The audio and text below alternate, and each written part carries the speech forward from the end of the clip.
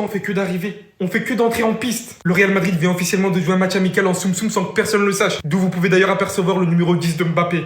Bien évidemment qu'il y a eu des choses très intéressantes. Il faut savoir que le Real Madrid a démarré avec la composition Courtois, Carvajal, Asensio, Huijsen, Carreras, suivi de Valverde, Ceballos, Brahim Diaz et d'une attaque Vinicius, Gonzalo, Mbappé. Vous ne rêvez pas, Mbappé sur le côté droit, qui a d'ailleurs fait quoi? Délivrer une passe D à Thiago Pitarch. Je pense que vous en avez entendu parler, mais c'est notre milieu de terrain de 18 ans, tout droit sorti de notre équipe secondaire, dont Xabi Alonso avait directement été impressionné. Ayant une belle capacité à se défaire, ressortant bien les ballons sous pression. Il est dit que 2 des autres buteurs, il faut savoir que les informations sont vraiment minimes. L'accès au match était très compliqué et c'était visiblement que quelques journalistes qui étaient présents. Gini Huijsen et Brahim Diaz ont également marqué en première période. Assez étonnant pour Huijsen, mais j'imagine que ça doit être un but par la tête. Et c'est ainsi que sur un score de 4-1, le Real Madrid gagne sans forcer. Et on l'a vu d'ailleurs en première période, il y avait déjà une avance de 3 buts. Et enchaînera par son deuxième match amical, si je me trompe pas, le 12. Où cette fois-ci, bien évidemment, tout le monde aura le droit à la diffusion. Le retour de Mbappé au côté droit, ça rappelle des flashbacks. Mais si ça fonctionne avec un numéro 9 et Vinicius sur le côté gauche, on va voir s'il va y avoir d'autres choses intéressantes durant cette seconde période.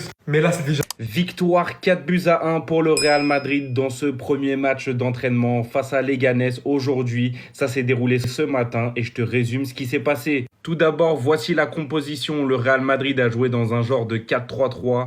Courtois dans la cage, Carvajal, Asensio, Huijsen, Carreras sur le côté gauche qui a dû faire ses débuts pour le Real Madrid, Valverde, Ceballos, Brahim au milieu de terrain et une attaque à 3, Vinicius, Gonzalo, Mbappé. Je vous mets des petites images de l'entraînement avec Pitarch, avec Trent Alexander-Arnold. D'ailleurs, en parlant de la petite pépite Pitarch, il est rentré et il a marqué un but. Je vous mets d'autres petites images si vous voulez voir. Mettez pause. On a du Dani Carvajal. Comme vous le voyez, le capitaine a fait son retour. On a du Raúl Asensio, Militao, Rudiger. Ça, c'est le Real Madrid qui a fait mal à une certaine époque en espérant qu'il revienne au top. Pour l'instant, on n'en sait pas plus dans cette victoire du Real Madrid face à Leganés. Ça vient de se terminer. On aura peut-être plus d'infos par la suite que j'hésiterai pas à vous partager. Donc, n'hésitez pas à vous abonner pour ne rien louper. J'espère que Vinicius a fait du sale. J'espère qu'Mbappé a fait du sale.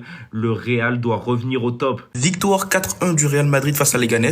Pour ceux qui s'en rappellent, je vous avais parlé hier d'un match amical qui allait se tenir aujourd'hui entre le Real Madrid et Leganés. Un match qui n'allait pas être diffusé. Le match s'est bien déroulé et après fait il y a quelques minutes. On a eu quelques retours concernant ce match-là et je vous en parle tout de suite. Alors déjà, victoire, donc 4-1. Apparemment, la compo qui a été alignée ressemblerait à ça, même si j'ai un petit doute sur le positionnement des joueurs. Mais les joueurs qui étaient quand même sur le terrain en première mi-temps sont Courtois, Huijsen, Asensio, Carvajal, Carreras. Je pense que Xabi Alonso a voulu profiter de ce match-là pour tester quelques trucs. Donc comme on peut voir là, donc t'as Carvajal, Valverde, Ceballos, Brahim, Vinicius, Mbappé, Gonzalo. Donc c'était vraiment les titulaires en début de match. Après, en cours de match, il y a eu l'entrée de Pitarch, la jeune pépite de la Castilla dont je vous ai parlé également, qui d'ailleurs a marqué un but sur une passe D de Kylian Mbappé. On a d'autres buteurs comme Brahim Diaz ou encore Dina Huijsen. Par contre, le quatrième buteur, je ne sais pas qui c'est. Apparemment, les gars, il y a un truc qui m'a surpris, c'est que Xabi Alonso aurait testé David Alaba comme milieu défensif.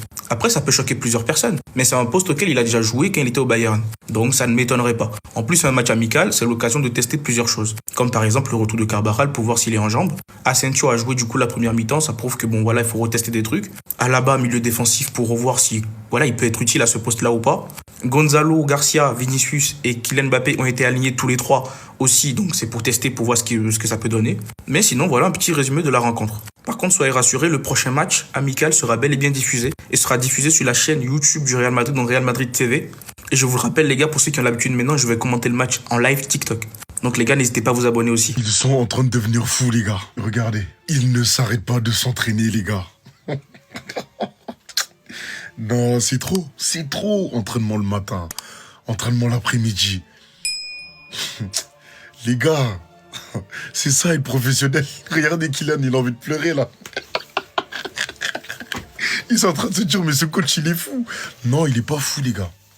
Il est juste en train de vous rappeler c'est quoi être professionnel. Parce qu'avec Carlo là, il n'y avait pas tout ça. Avec Carlo, il n'y avait pas tout ça les gars. Voilà, regardez. Les gestuels, hein, ça donne des tactiques. Ouais, c'est très bien. C'est ça qu'il nous fallait. Il sait qu'il y a énormément de travail à faire, donc il perd pas son temps. Il essaie d'optimiser au maximum les entraînements. Il vous a déjà dit, hein, lui, il aime pas la honte. Il aime pas la honte, les gars. Vous allez travailler, vous allez proposer quelque chose de cohérent sur le terrain. Voilà. En tout cas, il y a des joueurs qui choquent à l'entraînement. Comme Arda Güler, par exemple. Son niveau physique s'est rapidement fait sentir. Dès les premiers entraînements. Le staff technique est impressionné par son attitude. Mais ça m'étonne pas, le petit, il a faim. Il a faim, il sait ce qu'il veut. En tout cas, bon courage. Parce que ce gars-là, il va pas vous laisser respirer. Le Real Madrid a encore frappé. Déjà, je vous présente le nouveau Franck Garcia. Depuis qu'il a appris qu'il y avait une nouvelle recrue, il n'est plus là pour rigoler. Allez, dégage. Prends-le. Rarement le gars est sorti du cadrage tellement le coup de physique était violent. Même aux entraînements, il faut qu'il prouve. Carreras ou pas, il en a rien à battre. Et d'ailleurs, les amis, on nous informe que le Real Madrid jouera un match d'entraînement demain face à Leganés. Un match qui permettra à l'équipe de mettre en pratique la tactique travaillée pendant les 3 premiers jours. Et en plus de ça, on nous informe que Tottenham s'intéresse à Nico Paz, mais Como ne prévoit pas de vendre le joueur. Le Real Madrid dispose actuellement d'une option pour égaler toute offre. Et pour ceux qui se demanderaient combien Tottenham a proposé à Como pour Nico Paz, eh ben, il y a tout simplement eu une offre de 40 millions d'euros qui a été refusée. Le club italien valorise le joueur à 70 millions d'euros. Du côté du média Marca, les amis, Kylian Mbappé et Vinicius ont fait la une du média. Et d'après eux, le duo Kylian Mbappé et Vinicius, une connexion est à exploiter. Et en plus de ça, ils nous informent que les deux joueurs travaillent pour trouver comment s'associer en attaque. Tout en rappelant que la saison dernière, les deux ont marqué ensemble que dans 8 matchs. Reste à voir ce qu'ils vont faire cette saison. Et pour terminer, les amis, le Real Madrid fait un gros coup avec Gonzalo Garcia. Comme vous le savez, les négociations pour sa prolongation étaient en cours. Après avoir récupéré le numéro 9 du Real Madrid, on nous informe que Gonzalo Garcia a prolongé au Real Madrid jusqu'en 2030. Sa clause libératoire est à 1 milliard d'euros. C'est vraiment une folie. Celui qui veut l'acheter, qui vient toquer à la porte.